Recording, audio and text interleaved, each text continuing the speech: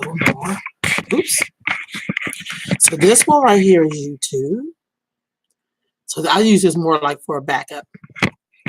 So don't even worry about this one. That's why I started and I'm gonna go.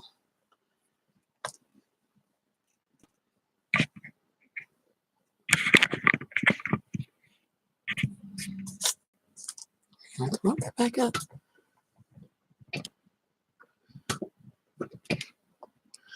So are you a Game of Thrones? You ever watch the Game of Thrones? No. Game of Thrones? Yeah. No, I wanted to watch it, but oh, it was so good last night. No, I have. Yeah, some of us are like Game of Thrones people. Like, so when you watch it at home? At home, yeah. It comes on HBO. Oh wow. So did you drop this right here? Yes. Oh my God, my wallet is Yeah, open. you got time. You can, yes. Thank you. You're welcome.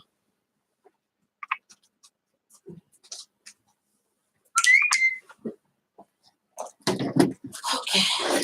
Yeah. Hold on here. You get up here. Bam. Right up here. Cut this sound off. Just a minute here. So I interviewed these two brothers from Angola on Friday. I was in here laughing so hard. I was like, "Wow, you got stuff," because they were just hecka funny. Like, so I was interviewing the one guy. I met him probably like about 15 years ago. I think I met him like maybe 10 years ago. But I met another guy. I got my DNA done on my mom's line, and I had some Angolans. So I wanted to like find out about. So I went to the association meeting. They were so I connected with him years ago. And then somehow we got reconnected. He's like, "Oh, I want to come do your show, blah, blah, blah." No problem. That dude had me laughing in here so hard because the two of them were like debating stuff. And it was like, just like typical men. No, because it is. And I was laughing so hard. It was like, "Londa, you be cracking up like you in the living room." But I'm kind of silly like that. That's funny. But they were really good. Yeah, that's good. They had me in here dying. That's what you get. You get two different minds together in one room. Oh, and there is about the history of Angola. All right, family, we is up in here. And I'm so excited because today I'm joined by this sister who I think is like the bomb. Our dear sister Fatou. How you doing, sis? Good. Thank you for coming to join me. Because I want to know your journey and your story. So first I want to ask you, what made you come to the US and what country are you coming from in Africa? West Africa. Okay. Senegal. Wow. Yeah. I always say Senegal has like some of the most prettiest people I've ever seen in my life. But thank you. Yeah. So what made you come to the US? Actually, I'm from the small village called Tambacounda. It's a small village in Senegal. Mm-hmm. And I follow my heart. I fell in love, and that's how I got to US. Okay. Mm-hmm. So let me ask you, when you were growing up in Senegal, what was it like? It was beautiful and peaceful. Mm-hmm. Like, I just feel like it's not peaceful here. I mean, there's no war in here, but your mind is just all over. So Africa is beautiful growing up because I remember everything, and it's very peaceful. So how many languages like do you speak, or what language was spoken in your home? 7. 7? 7 languages. And wow. Just my sister speak more. Wow. Yeah. So was it hard for you to learn American English? Not really. I guess the 7 language, my dad only speak 1 language. So in my house is only 1. But growing up in my own small town, like we learn very easily. So any language we're around, we can adapt to it very quick. So it was not that hard for me to learn English because I didn't go to school for it. Wow. What about when you came here, though? Do you think learning like Spanish and French and whatever, that would say English is like there's no rules to English, or American English anyway? Was it harder for you to learn that? I think it gets hard on people because they're trying to open a book. I didn't open no book. I didn't go to school. I just learned from people. Well, that's what's up. Because I was a dance teacher, so I just learned from that. Okay, so when you first came to the U.S., what was that like? Like, what was you like? Were you like, America's gonna be like this show America on TV, and you get somewhere and be like, that's like California. Like everybody live on the beach. Everybody don't live on the beach out here. Yeah. So what did you think about this when you first came? Coming from a small town and I mean, when I come to America, I expected more than what I see because I got dropped off in Grass Valley. Oh Lord. Mhm. Yeah, Grass Valley. No. So that's very small town, and whew, at first I was like, "Where is this? Does this exist?" But I was so busy in love. I was so in love that it didn't grab me because I was in love. As long as I have him around me, I didn't care. But it was different, and yeah, So how long did you stay in Grass Valley? like maybe 6 years. Okay. Yeah, my first son was born there. Oh, okay. Mhm. So, is anything you picked up in particular in in Grass Valley? Anything you picked up on that you were like, okay, that was cool, or that was different? Or... They're different there, you know. They really try to live like Africa. They tried. Okay. They tried because everything there is about natural, growing their own gardens and doing African dance class. You know, we had a lot of together like family gatherings. So it was pretty interesting. Like we do African food days, nights, we drums a lot. So I was around the drum circles a lot. All right. All right. So I was not, you know, it was okay. So, okay. So with that being said, what was it like? To Grass Valley, I went to, okay, so I got separated with my husband in Grass Valley and I was on my own. It was kind of tough actually in that moment. Mhm. And I moved out of Grass Valley. I went to Chico. Oh wow. It got even tougher. Yeah. Yeah, I got, you know, I couldn't find no job, nothing. So from Chico, that's how I come to Sacramento. How long were you in Chico? 'Cause that's a college town. I was there for like a few months, maybe a year or two. Okay. Yeah. Okay. So then, how did you end up coming to What made you come into Sacramento? So I can see going from Grass Valley to Chico, and then to Sacramento. I went to Chico because I thought I could, because the whole family, Greg moved there, and my son, they all moved there. So I'm like, let me go to Chico and I can find a job. It was so hard to find a job. And I went through a lot there. That's when everything started, right there in Chico. That's, you know, I struggle a lot and some people helped me, but I was on my own. They can only help me for a little bit. So from struggling in Chico, you know, cleaning people's houses, and I had this book. I'm like, I want to shop. But to get to shop, it cannot be Chico because I already see the crowd. This is party place. Right. So I'm like, I used to be in Sacramento for African dance class in the Sierra 2, something like that. Sierra 2. Yeah. Yep. Let me move in. There's more culture there. So Mhm. I come in here and be homeless. I was in Chico homeless. Right. But I'm like, let me come in here. So I come in here, be in the street, homeless, and just go through life. Mm. Yeah. So so here's the thing I always want to know about. I'm over here typing at the same time. When you come to the United States, people believe that when folks come here, they get like money from the government and then they help you out. But what I'm hearing you talk like you didn't get that when you come here to the US. Like, oh, you know, I hear that a lot. I don't know if that's true. That's why I'm asking. For folks, yeah. I mean, that's actually true, not true, because when you come in here, yeah, you don't know much. Of course, you're going to go through the government. Right. But when you get to, we don't hang into the government for too long. We just hang in there to know more about the society, the living in here. So when they figure out how to do it, they go fight for what to get. Like I've been in the system for a little bit. Right. Okay. I've been like 2005 or 13. I've been in the system for a little bit, but I got out. What made you get out? I mean, because I want more for myself. I want to bring my mother. And being in the system, you're not going no far. You're just making yourself lazier. That's how I figure. So I went in the community. I mean, I got the help. They made me flyers, and they say you can go sleep in the shelters, whatever. I don't know. Shelters. So I said no. this is what God made me go through, and I'm gonna go through this. So I left my son to his dad, which is he taking me anywhere. I was in the street and go to the system, and they help me with the flyers to clean houses. And I started cleaning houses.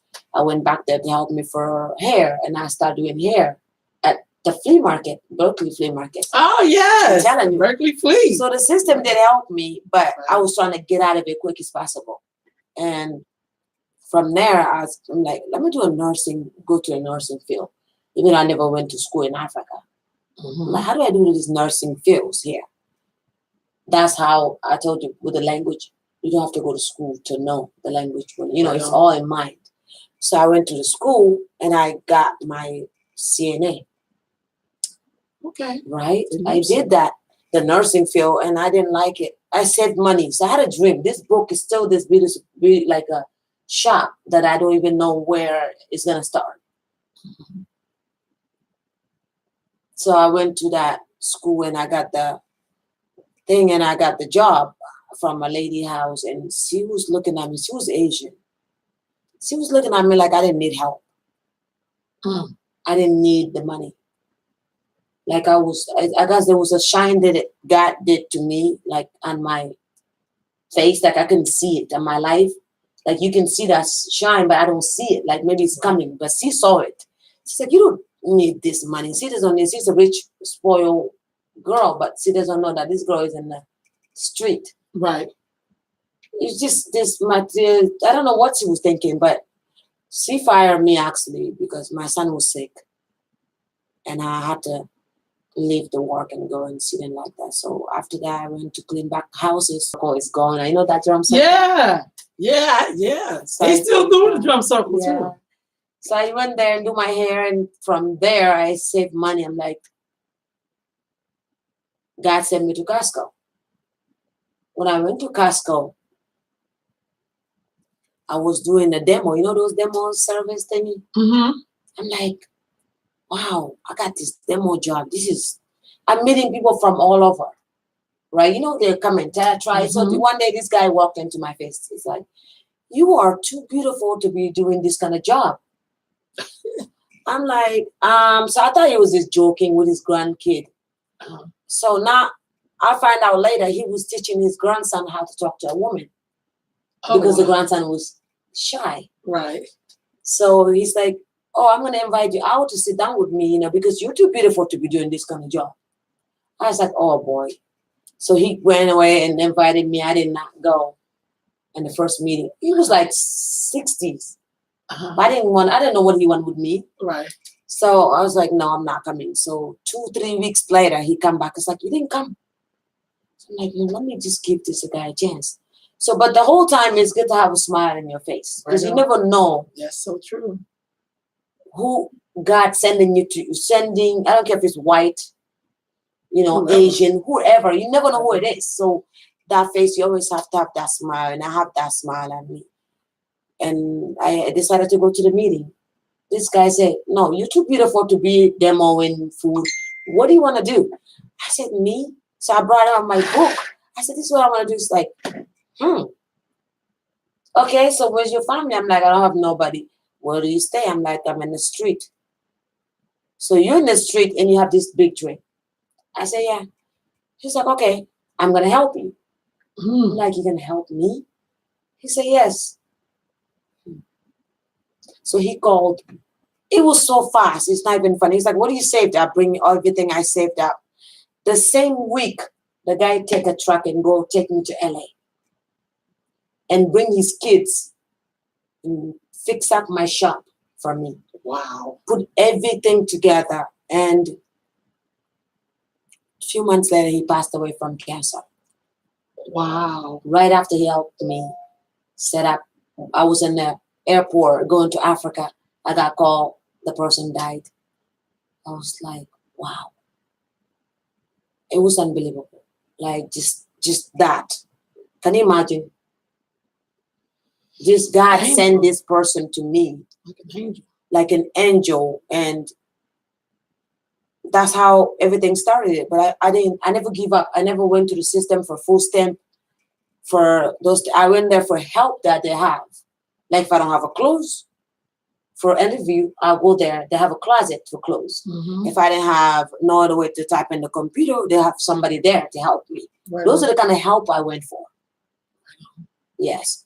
For the food, I go to they have this Wednesday thing they go. That's not a system. That's something else than system. You mean like, did they give away food? They have a place that you go. It's like a pantry or pantry, something like that. They give food. Mm-hmm.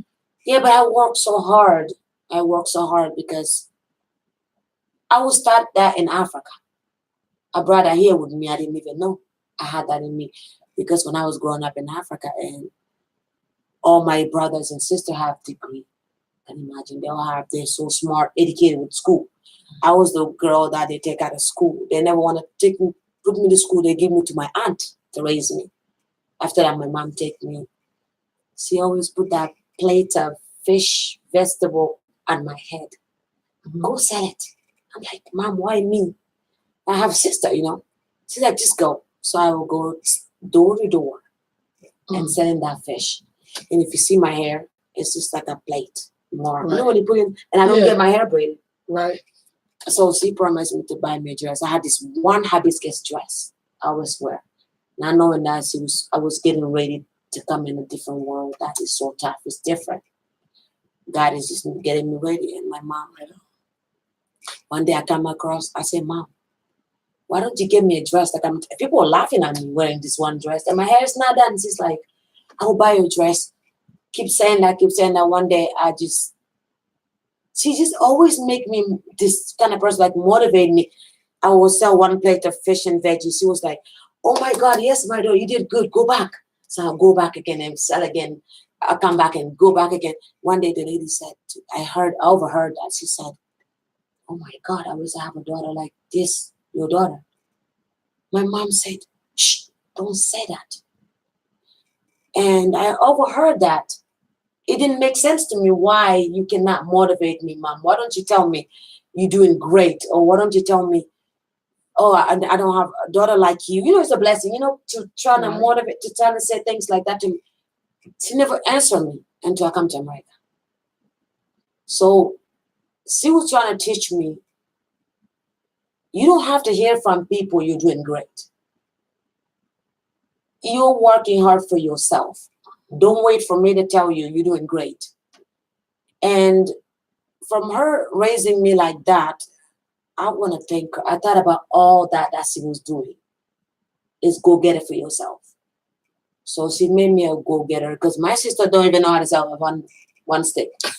You can give her $2 million, I don't care what, but she will not make money out of it. Wow. So my mom did this. I know. She raised me like that.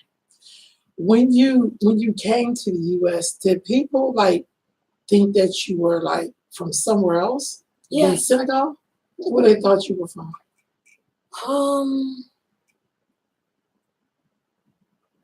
I don't know. I got sometimes Sierra Leone. I got sometimes Ghana. Sometimes Jamaica. Because the island action sometimes. I got all over.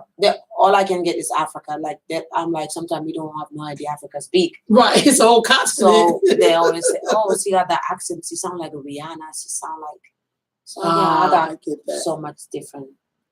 Have you ever had any experiences that really shocked you about the United States? That, because usually when people hear about when people hear about the U.S., it's always through media. But, usually when you live somewhere, it's like, oh, it's nothing like that. You have to go be there. Any kind of experiences that you were like, wow, that was different. I've never had that happen to me before. Or, it could be anything. I was with the doctor from Nigeria, the guy who concussion is based on, and I've seen him speak at Sac State, and he talked about when he moved to Seattle, how he kept getting him stopped by the police in certain neighborhoods. This guy has 8 degrees, and 3 of them are doctorates. But he just talked about some things that, because in Africa where he's from, he's Nigerian, he said everybody looked the same. So he you do what you have to do. He didn't really understand that there were other things, but he said it didn't stop him from doing what he had to do. He just was like, well, that's just something that's in the culture in this country, but I'm still going to do what I got to do. I don't have time to be concerned by what you think about me.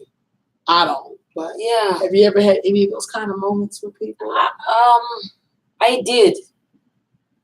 I did. It was so different. Like in Africa, everybody's door is open, but here everybody's like mine.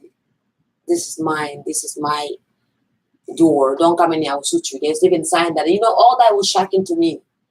But the one thing that was so hard for me was when I was married to my first husband and he took my child away from me. Now being homeless and your child is taken away from you. So, but he was not even quit. He didn't even finish breastfeeding. So I had to be homeless. When he cried, they called me after I'm breastfeeding.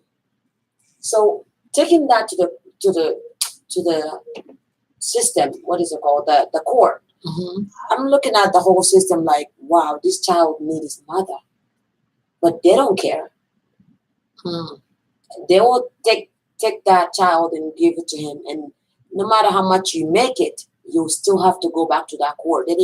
So that was kind of hard for me. Like, how can you take a baby from somebody, But I understand it. It was a roof that I needed. And I never give up.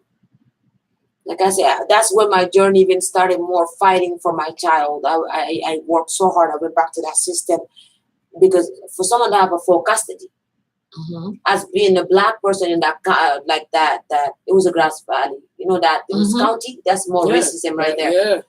They tried everything possible for me to give up. I didn't give up. Mm-hmm. And he hired so much lawyers. He had so much money. He hired a lawyer, but they quit on him. Who is that? Scott. I know. Dad quit on him.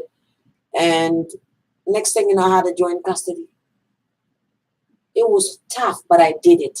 So everything is possible as long as you're depending on yourself and God. That system is not for you. It's not for nobody.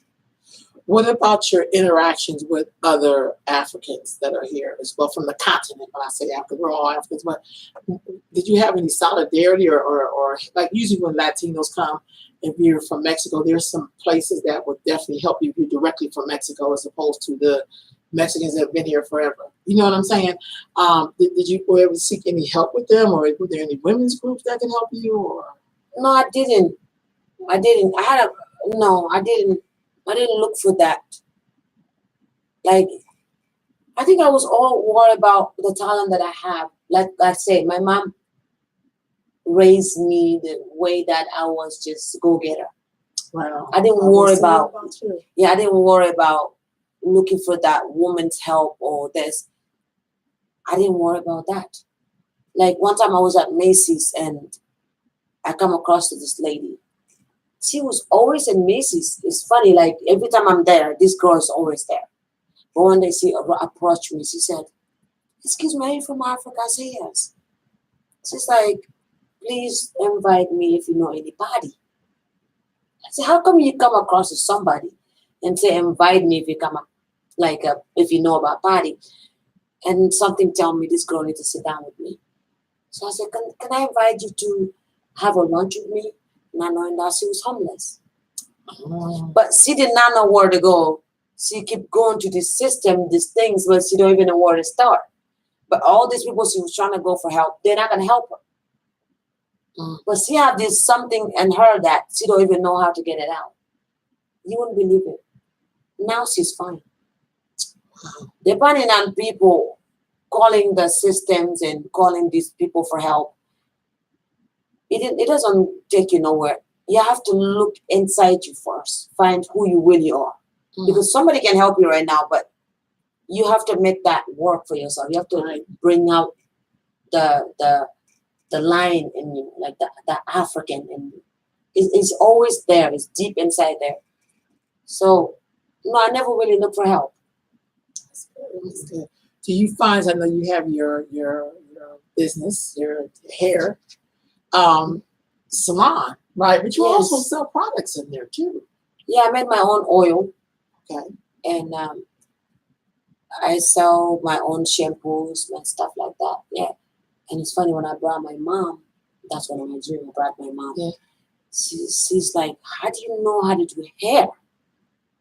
You have a shop? How do you do this?" No, I teach you business, but I didn't teach you how to do hair because nobody would let me touch the hair in Africa. But when I was in Grass Valley, Man, I would get up and clean up those walls, depressed. I'm like, wait, let me do hair because my older sister, she's good at hair. So I got up, I went and buy a doll. It was like a thread store. I buy this doll and I keep practicing, keep practicing. One day I post this woman, she was a cancer survivor. Mm-hmm. She was my first customer and I did her hair. She's like, and I posted it, nobody believed it. My mom's like, that's not you, stop lying to people. So when she come visit me, she's like, wow, you can do hair in your fast. That's gift from God. Like it's in me. I sing. I do African dance class. It's just all those fire in me. I bring it out to make money. But I never saw myself. That's the last thing I would do.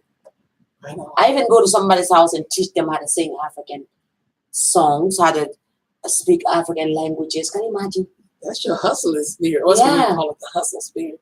Which is, which I think a lot of us don't rely on that. Because sometimes when you're in a country that has a system that allows you to have like a fallback plan, which is not really a plan, and you don't have your hustle on as much. But usually when you want to survive, you can make it happen. You can survive on a pack of sunflower seeds. Or go back home. Or go back home. But the fact that you worked it out and you had a child here, you have 3 sons, right? I have 4 now. 4?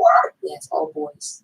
Oh my goodness. Okay, I remember you had one more? One more, yeah. Wow. It's like 3 months old. Oh my God. You look so good. This is crazy. Okay, so you have to, oh my God, 4 boys. 4 boys. Wow. How does that energy work? It's in me. Yeah.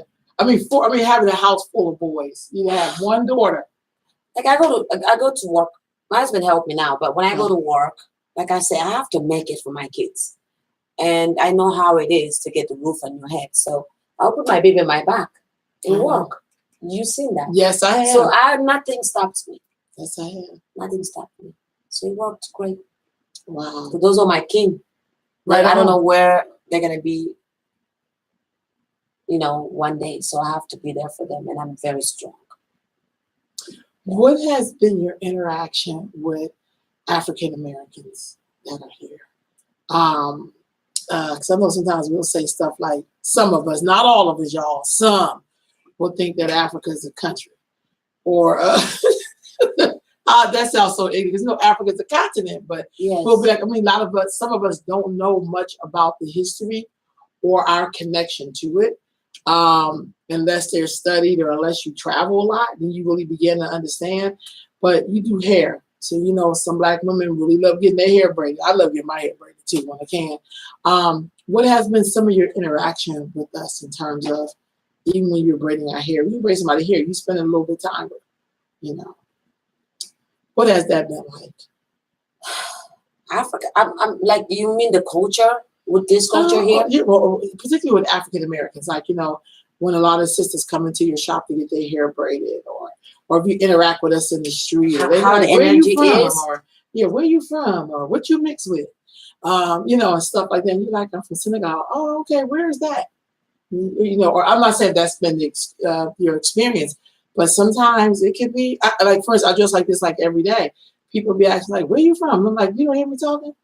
Like, because they're not used to it. And one lady said, do you dress like that all the time? I was like, yeah, do you dress like that all the time? So it's kind of like, some of us, not all of us, we don't know what to do when we meet someone like you. You are like jamming, or sometimes we have our own perceptions of what we think African women are like, but don't know nothing.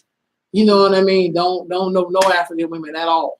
Or met one at work and then she probably had a bad day or whatever. But then we said, that's everybody, right? And he's like, no, I know some African women that's bosses, but, Yeah. And it's not, this is how I look at it. Maybe it's wrong, but I look at it as African isn't new. Africa is Africa. It's like America. Everybody have their own beliefs. Like they have some badass people in Africa too. They have some badass kids, some badass women. They talk. That's real talk. Everybody has their own way, their culture. And here they have a culture. Alabama, whatever it is. Down south, Alabama. So people ask me, how do you know how to dress? And I said, okay, how do I know how to dress? What do you see? Well, you guys eat clay. you climb in the trees, you don't dress nice clothes. I just be like, I don't blame you because you've been watching too much damn documentary that's been made in Vegas. Most of the documentary, like one of the movie my sister actually played, it was in Vegas. They build it looking like Africa and they make it look so poor. And this is in Vegas. So most of this help you're looking for is in Vegas.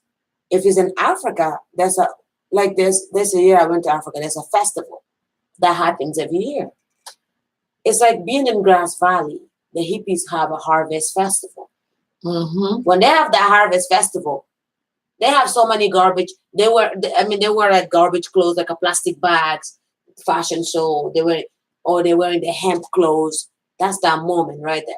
So Africa have most of this cultural thing from old school, like old days, what they do every year, and people think that's how we live every day. Or some white men go there with it. I'm not racist. No, I have a white child. I get that. Like they go there with their camera and have this festival going on. They think, okay, that's everyday Africa. No, that happened here. If you go to San Francisco and see they have festival, these people were, naked or they dress. If you saw me that in Africa TV, I'll be like, no, that's crazy. You cannot be walking naked all the time in San Francisco. That's so true. So they got it wrong.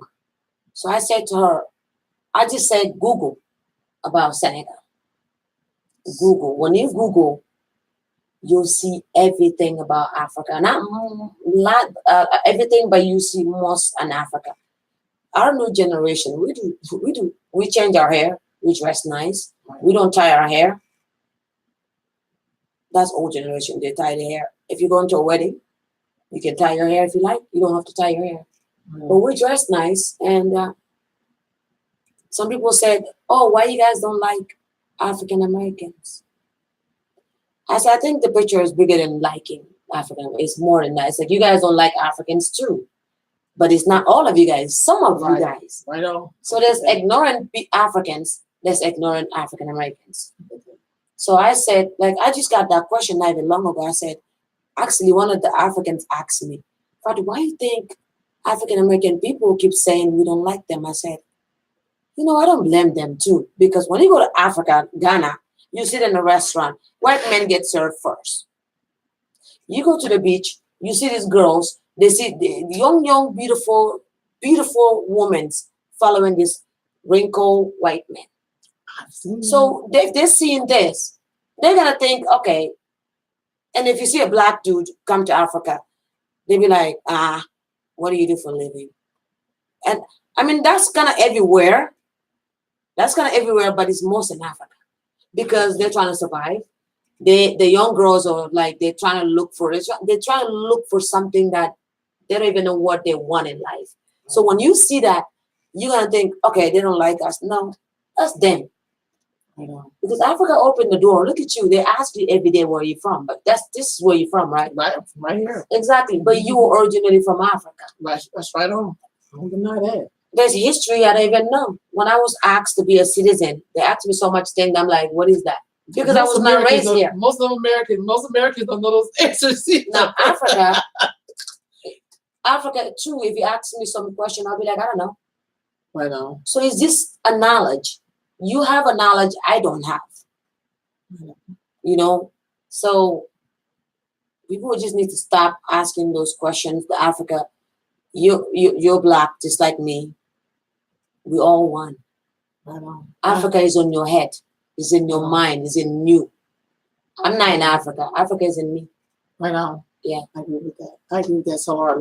You answered that great. Because that's something that always comes up. And it's like, what else would you be? Like, I mean, I'm not trying to be funny. I mean, what else could you be? Because in America, even though we say it's really not a melting pot. It's more like a tossed salad. Because, you have a melting pot, things blend into each other and that's it. But here, you have an Italian part of town, you have the Asian, we all interact with each other, but it's pretty much like a tossed salad. Do you bring things from home in terms of your sons? Are they speaking some of your languages that you grew up speaking? Yes. CJ, Anthony doesn't speak. He doesn't want to learn nothing, but he goes there twice a year. He goes to Africa. That's awesome. He goes all with my his kids dad. go. He go to his dad. He used to go with me too, but now he goes to his dad. Love Africa, even though he's white. He loves Yeah. Africa. He goes there a lot. And look at that. Like this is a white man. Like one time I was in the car. This is funny. I was in the car. That was just last year. My dad passed away. Right. So I went to visit. It's okay. So I went to visit. We're buying gas, and behind me there's a white lady sitting down there, and I was about to talk shit. I was about to say something bad, like, why is she always on the phone? Like, I'm just trying to rest here. This is a long ride. Next thing is like, God tell me don't say nothing. But I was gonna say it in my language Right. with my husband. Next thing you know, she picked up the phone and called, and she was speaking my language. Wow. Oh my God. She was speaking it even better than me. And I was like, that teach me. It's like, you see that? Like, you hear more about why Africa don't like us. No, Africa's in you. You have to learn this culture. Like, I have to learn how to survive in America. Every country I go, I will learn how to survive. So even if you Google how to live in Senegal, you see these African American people, they have these huge houses. They live in there nice. I don't even know how they do make it. I don't have a house there now. I have my dad's house. But how do they do it? Because it's in you, it's in them. That's right. That's right. That's right. Wow. Look at that white lady. How does she speak that language? Oh, it's like they learn. Like Greg will speak the language. He will teach Anthony. Like when we're going to court, like speaking, he doesn't speak the English. He will not text me in English. Look at how smart that is. He will text me in my language. Whose system will read that? They will not read that language, right? That's what's up. Yeah. That's what's up. I like that. So, question: so your other three sons, are they going to learn your language? Yeah. Okay, good. CJ even speak it better than even the 2-year-old. Oh, he's speaking good. So we're teaching them. That's all we speak with them at home. So I think that is so important. Even in my work, when I'm working with young girls from, like I have a girl in one of my classes, she's from Kenya. I didn't even know her parents were from Kenya. And so she was talking like, oh, my grandparents are coming from Kenya. And I was like, from Kenya? And she was like, yeah, she was like, I said, do you speak in your language? She said, no. I said, why don't you speak it? She's like, I don't know. She said, first, my parents didn't try to teach me because they wanted me to fit into America. I was like, girl, please, you better learn that language. Yeah. You better learn that. When you don't know something, it's always good to learn. Yeah. Like, before my dad passed away, he said to me, come here. Like, I'm a Muslim, raised, born Muslim. I want to talk about this because yes, please. It's kind of hard. Like, people see me now, they be like, she doesn't look African. She has tattoos all over her body. See that there's, oh yeah, they do that. They do that a lot. Oh, maybe she's been here for so long. No. Like I said, Africa's in me. Right now. So my dad said to me, why do you have tattoos? I'm like, Dad, they just call tattoo in a new matter. But old days, there was tattoo when the woman's, like, I used to go to get tattoo when they put the needles together, like thousands of needles together, and you open your mouth, they kind of like your gums, they make it look dark. Have you seen those ones? Where they make you dark too? Yes. Yes. So now they call it tattoo, but that's been around for how many years ago? Wow, I didn't know that. Yeah, that's tattoo. And the Fulanians, they have these lines on their face. Wow. How many years ago was that? So now the new generation call it tattoo. Now it's not good. I get that. So you see what I mean? So he's like, that's awesome. Oh, wow. You're right. Because your mom has something like that in her mouth. I was like, Dad, what do you call that? Exactly. I said, Dad, what do you call that? He said, I don't know. Something dark in the mouth. I'm like, that's called tattoo. Because it's not coming out. So, dark in the mouth. Yeah. So, yeah, they judge me a lot.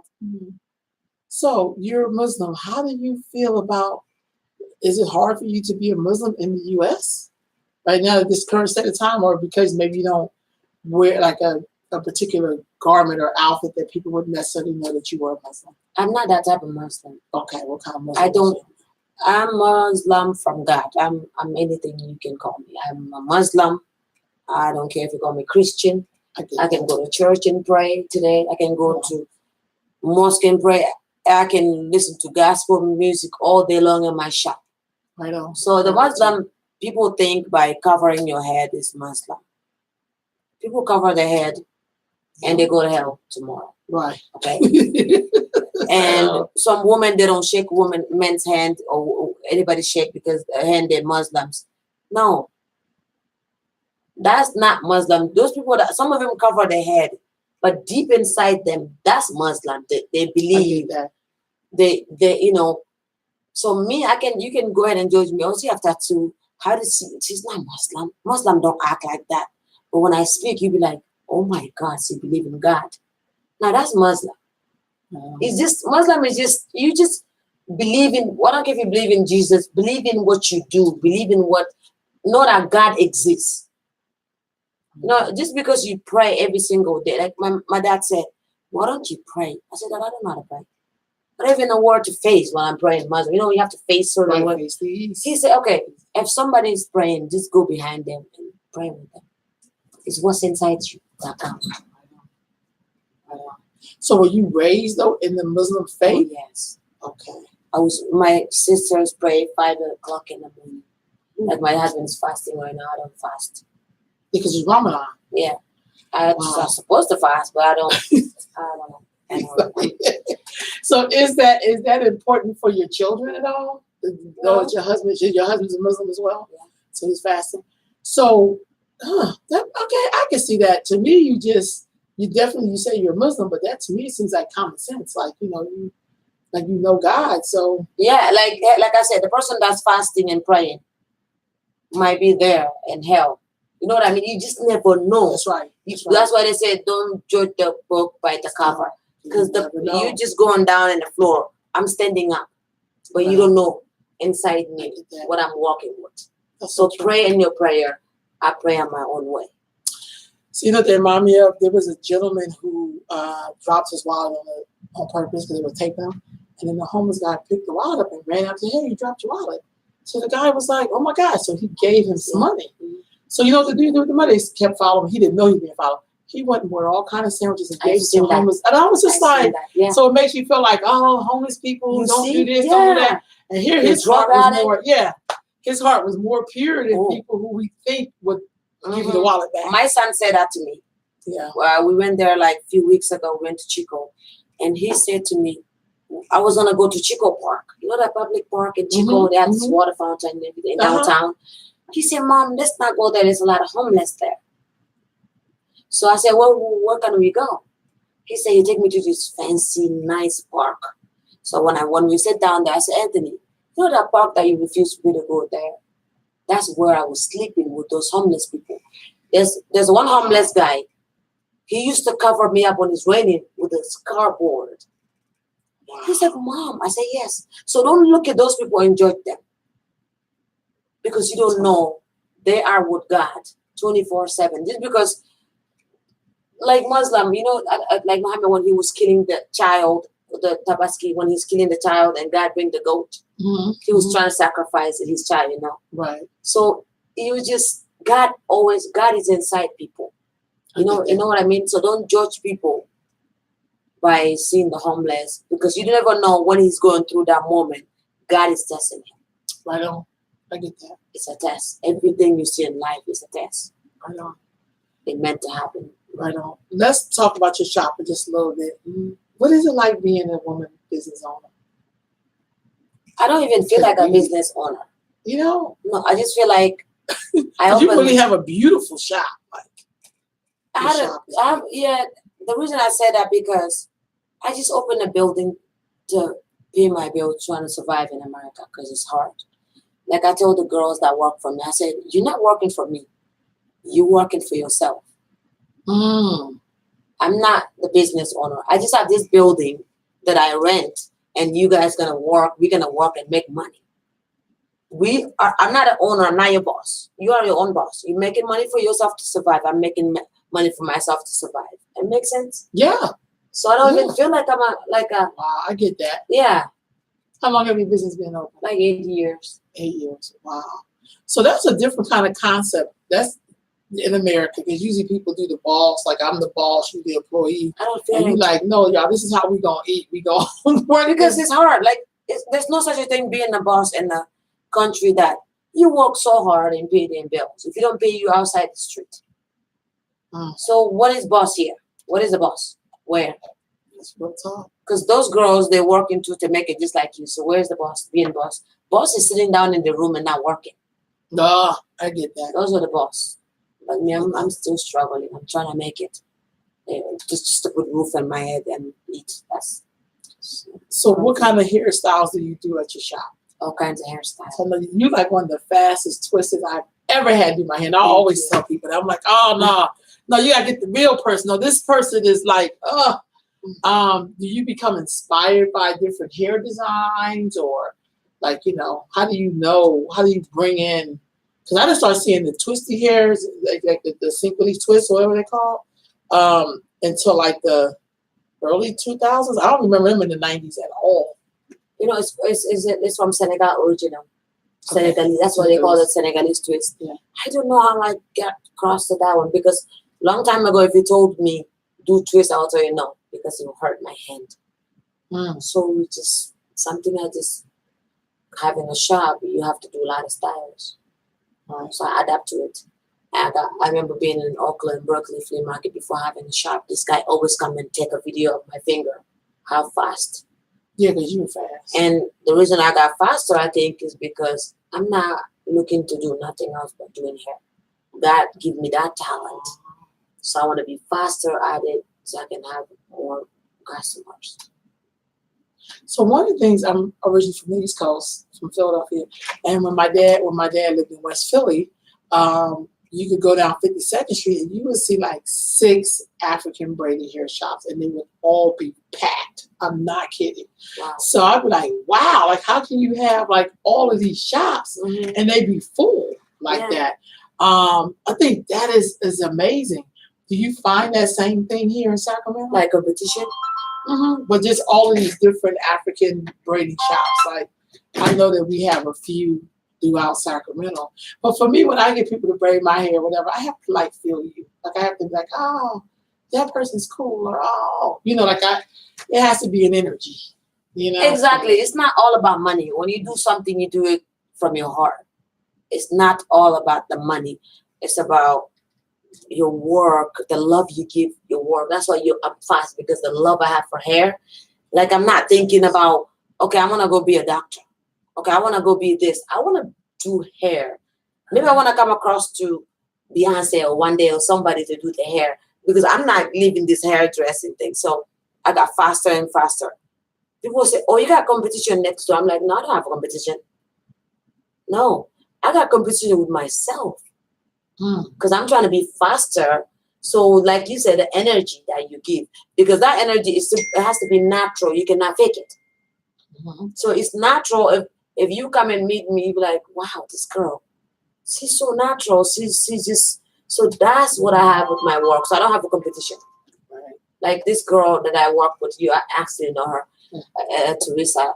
She I had a surprise birthday party for my husband, and she come in there. She couldn't hide the secret from me. She haven't been coming to work, and she brought up her mom and her husband. They come to me. They said, she was like, you can feel her energy. She's telling me, you motivate me to open a shop. Oh. I was like, I was just cold. She was keep talking and talking. And once she put the camera on the shop, it kind of look like my shop. I was so happy. Wow. No, that's how I want to motivate people. Wow. So I feel like it's like someone just poured the cold water. That's how I felt joy. Like that's what I'm here for. Like how I teach people how to dance. Like if you have one leg, I'll teach you how to dance. I'll pay some teaching you. So this girl, there you come, like out of nowhere, she opened a shop. She's trying to copy me. She's like a sister. Like I'm helping her to make it look good. Right. I could have been like, oh my God, she's trying to copy me. No, don't copy me. Flattery. She come to me today. She said, Fatou, I need this. I said, okay, no problem. Let's do it. Yeah. So you think she can have my luck? No. I get that. What's for me is going to be for me. What's for her is going to be for her. So I don't care if you have millions to shop around me. If I have to shine, I will shine. That's what's up. Yeah. Now that's a beautiful way of looking at it, because I'm like, oh my God, my shop. Like but I think that is a very beautiful way of looking at it. You know what I'm saying? Because right, like it's like people always try to copy your stuff, but it's like you have your special ingredient, and part of your special ingredient is to motivate other people. To be honest with you, you know, it's kind of like that. That just makes a lot of sense. Thank you. That makes a lot of sense. What's your any future plans you have? Like I know you got your shop. Are you thinking about doing other things? Like maybe you're Going back to Africa.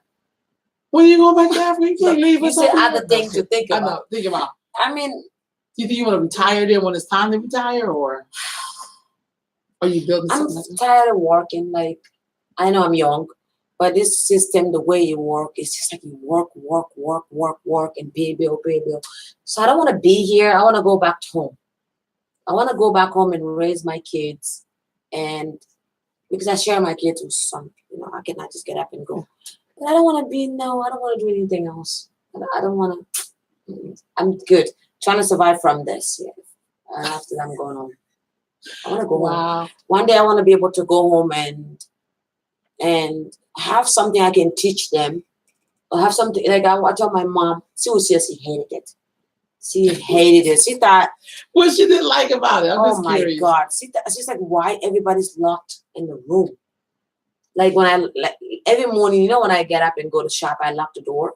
My mom called everybody in Africa, say, you keep me as a prisoner. Oh. Even though she got the key, I got my copy, I locked the door. Like sometimes she don't want to come with me because she says it's boring.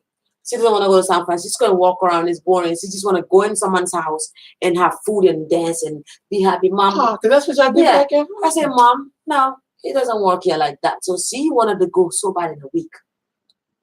Her green card, she even signed it. She said, I don't want it. And please do not bring none of my kids here. I don't like this country. It's just, I'm like, oh my God. And she's right. Yeah. You know, like a lot of grandmas you see around here helping their child, like raise their family. They don't want to be here. They want to go back home. But they can't because the daughter will need help. That's the only way they're here. Because this place is, I call it slave in style. Slave in style? And style. I can see that. I'm sorry. That's how I see it. No, because when you work, tax. When you work, you pay bill. You just pay non-stop. Wow. Do you think it would be easy if you had more family here to help you carry the load? Or you just like, You know, when you go into the airport, you can have a $2,000 cash. They tell you that you cannot get in. Cash cannot get in that much. Yeah. So, family, no. I mean, to pay rent here. That's true. To pay rent. Why would I pay rent here when I can move home? You know, and own my own house. Right. You know how it is. Yep. So, yeah, I wanna have a house here one day, and so my kids can say, "Mom has a house." And I don't even know. I mean, it's tough. America is tough. Yeah. It's tough. And the beauty, I think, for you is that at least you have a place you can go to that's attached to your culture and who you are. You know what I mean? You're not showing up somewhere like, I think I may be this, and then you don't know the culture, you don't know what they do, for real. So I think it's beautiful to read about things in the book, but it's also beautiful just to know, like to feel connected to the soil, to the land who you are. I think it's so important. Yeah, some people, African people, you know, like I said, they have ignorant people. They will say, I'm not going back to Africa. This is where I have my liability, my insurance. What do you mean? So everybody has their own beliefs. Everybody. And I heard some people say, oh, my husband said not to go to Africa. African people don't like African American. No, it's not true. Maybe he has a family there. He doesn't want you to see. Oh, I get what you're saying. When you're dating somebody, well, that's a whole other story. You see? That's a whole other story. So they just need to go to Africa. They need to go to Africa and just go. Just like Ekon is all about now, talking about people to go to Africa. Mm-hmm. He's really big on that, which I can see that. So I'm not hoping to stay here. No. Yeah. I'm hoping to go back one day. Are you already starting to make a place for yourself to go back? I tried. You know, you cannot be here and trying to make it there. And you have to be there trying to make it. Let's say you have a business there. You have to be there and make it for yourself. Nobody can help you. Even though you have family there, you think they're gonna help you. They can help you a little bit, but it's complicated from that side. It's very complicated. So I want to go back one day and have my own house there and business. Like I told my mom, why don't you go back to the village and have a garden and teach the women how to do this, how to do that. She's like, you're your old soul. Like that's the kind of stuff I want to do. Like have a big farm with a lot of chickens and stuff like that. There's a lot of women there that need help. Like I go to Africa, this woman's they make this. They make this handmade. Like if you go to my shop, they do have stuff like that. Yeah. So I want to go home and do that and have stuff like that going on for them one day. Do you think sometimes when some of us get to travel to Africa that sometimes we kind of do a little fantasizing about Africa? Yeah, like it's like here. We do the same thing. Yeah, like America's paved with gold in the street. Yeah. Exactly. So it's the same thing. Yeah, that's so true. Yeah, that's true. I know that's to be true because I've heard people have conversations about like we do that as well. But I also think sometimes, like when I have a lot of friends who basically do a lot of work in Africa, but sometimes they'll say some stuff and I'll be like, but you're going there as a visitor. It's kind of like when we sometimes talk shit about the government and then we go collect some food stamps. Exactly. You know what I mean? But I've been in countries where they don't have food stamps or, welfare. So if you don't work, you don't either. You have to connect to your family. You have to contribute, something. I don't know. Sometimes, and I have some friends like, I don't judge nothing. I just go and do what I can. I'm always being of service, or I learn just as much from them if they think they're learning from me. It's more like a reciprocity thing, but it's not a thing of this is what I see Africa. This is how I see Africa. And like all in Africa, we all do this. It's like, they're not a monolith either. Because neither are African American. We're not a monolith either, even though we act like we should all do this. Have you ever worked with folks who sometimes act like they knew your country better than you? Oh my God. That's a good question. Yes, I do. Actually, I had a lady come to me and said to teach her to do hair. And I refused to teach her to do hair. She said, why do you refuse? I said, because we had a dance camp in Mendocino. The dance camp was all about these African sisters and brothers. We even built a nice floor. Girl, it was taken over by... We didn't even exist after that. Okay, so yeah. What do you do with that? I don't know. So I'm like, wow, they take over the dance floor. Now nobody even come to my class. They go to their class. So I don't teach African dance class anymore. Who am I teaching to? Yeah, I've been working with some folks to try to get a class up over here. I'm like, when I had my big cultural center, I had a girl from the Congo, another young lady from Congo. What was the other lady from? Liberian sister, and there was one more. I can't remember her name. I can see her face so clear. I can't remember her name.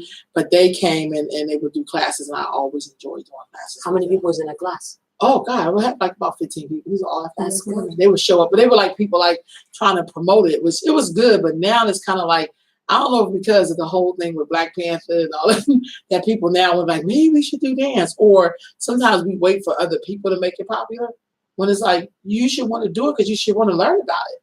Like, because I was able to offer that. I was able to offer Afro-Cuban dance class and the Orisha dance class. I did all these. I mean, because I would have people come and just use space. I wouldn't charge them for the space. They would charge for classes.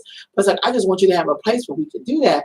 Because there was a time in American culture where we used to do that. But that was like in the 70s and part of the 80s. And then I don't know what the hell happened in the 90s. And then the next thing you know, anybody who I know who did like dance usually are attached to a university.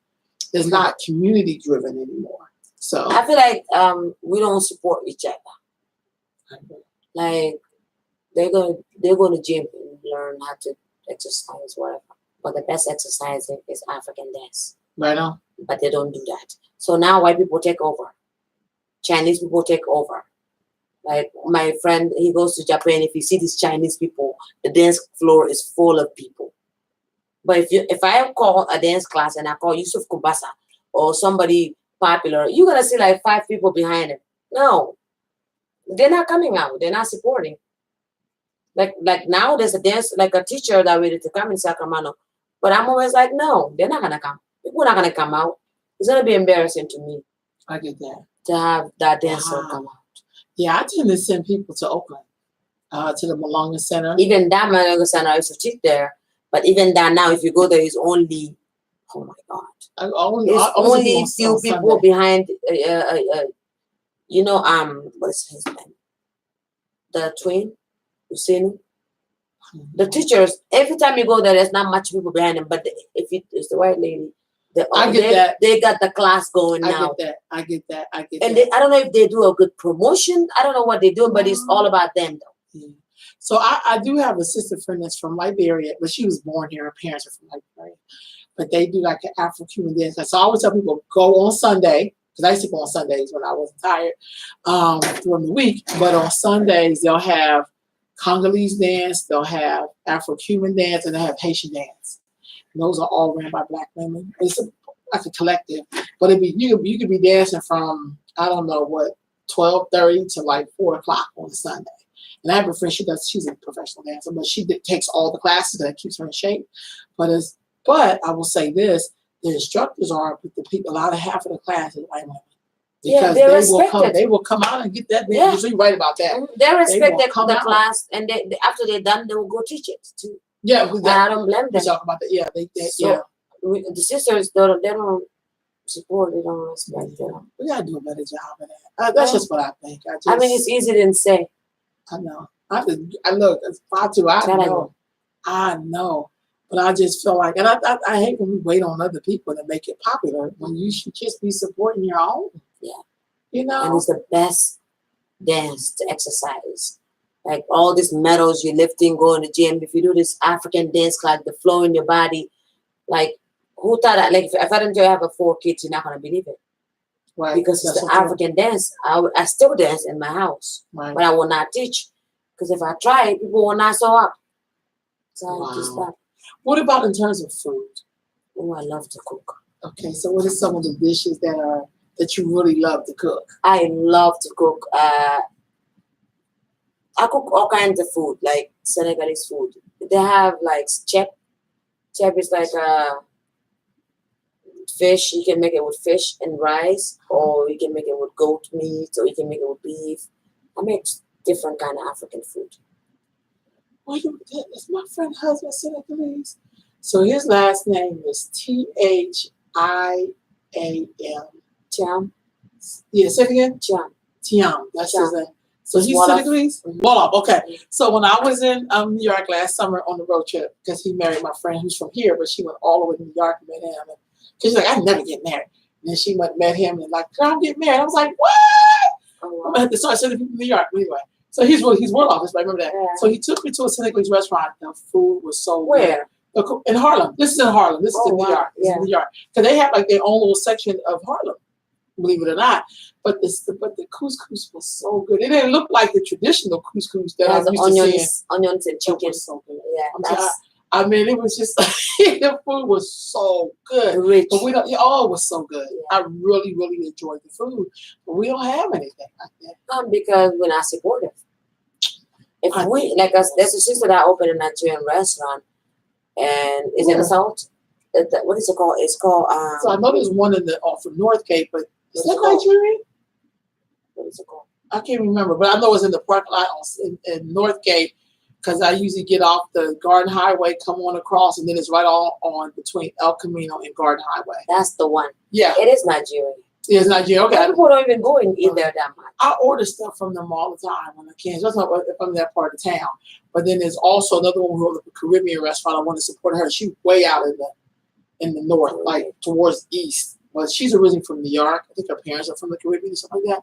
I want to support her. And then there's a Nigerian grocery off of El Grove Boulevard. This is my neck of the woods. I buy stuff from them because I'm teaching myself little dishes. Yeah, I try. Everybody act like everybody do what you do. I just think it's important. Look at that day you walk into this beauty supply.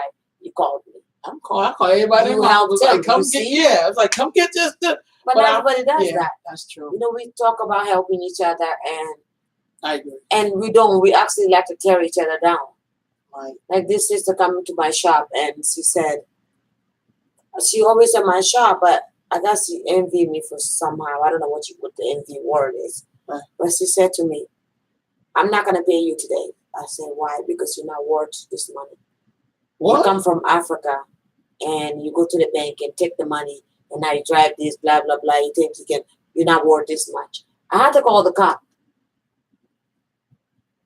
That's just so because I'm from Africa, I'm not worth that. You see, that's not good. They don't even want to support each other. They just here to tear. We just here to tear each other down. Like what you're doing is very beautiful, and hopefully it's about time. Like we wake up and smell the coffee. Like let's help each other. I feel like we have to support ourselves, but I also think it goes back to some form of having love for yourself. Yeah, we'll support people who hate our guts, and then be like trying to get them, please like me. You know, like you ain't gotta like me. I'm not supporting. I'm not buying none of your stuff. But I just feel like I don't know. I feel good to see my dollar turn over. I do. So it's like I'm gonna try to, as much stuff as I can. I'm gonna try to support as much as I can. I try to always connect people. I think it's just awesome. Like I'm constantly trying to learn different dishes and stuff like that, because I also think that's part of the art form that we lost.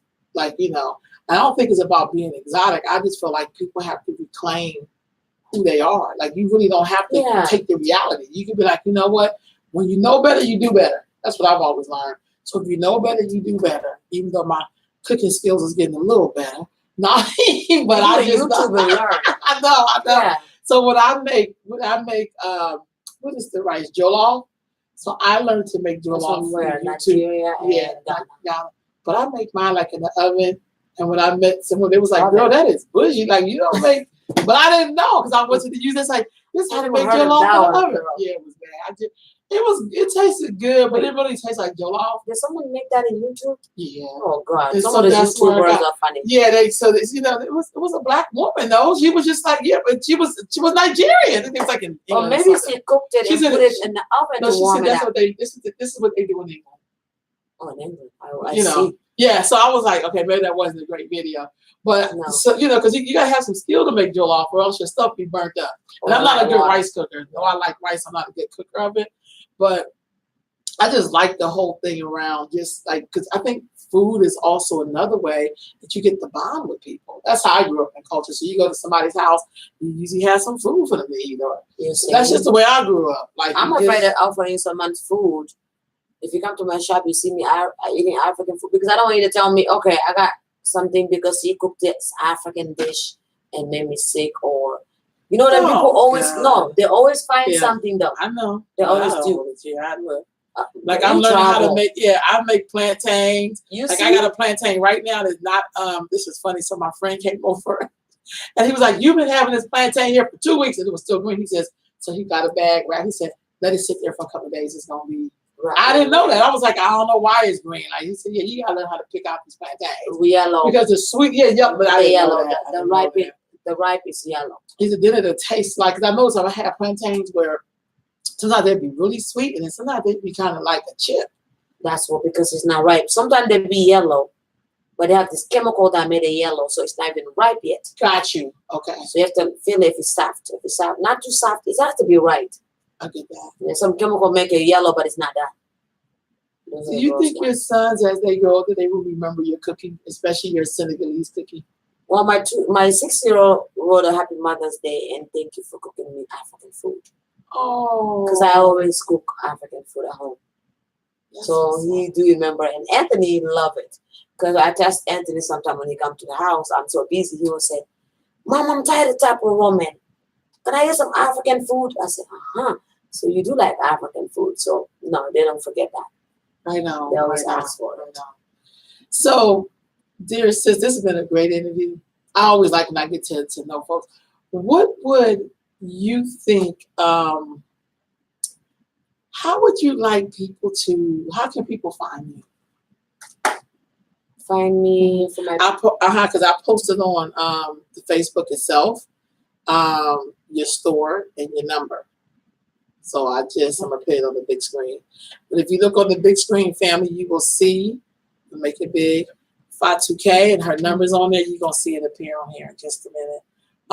And so that way, y'all need to support this sister. And go get your hair did. I'm telling y'all, she the bomb. That's all I got to say. You see part of her store in here, and I actually changed that. You did? Yeah, it looks even better now, the store. Okay. I decorated it, but yeah.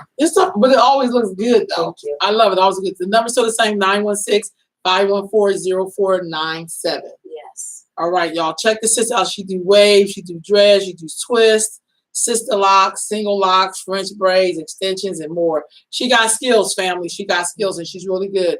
So we need to be supporting our dear sister on her journey as long as we got her here. Because she definitely going to be up out of here. We ain't going to have nobody who braid that good again. Thank you so much, sis. Thank you. Thank you so much. Me. All right, family. I'll see you on Wednesday morning. Peace.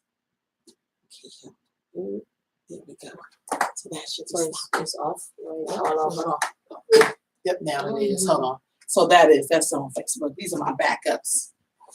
Like later on, I'll be sharing this on Twitter. Oh, good. We had a whole bunch of people on this one. So this is what's called. This is YouTube. This is Periscope and Twitter, and this is just plain. This is just flat out YouTube.